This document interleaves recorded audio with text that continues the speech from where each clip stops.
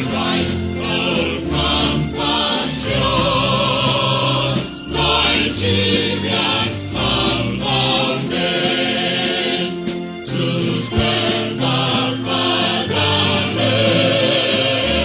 with love and strength and faith. The labor of our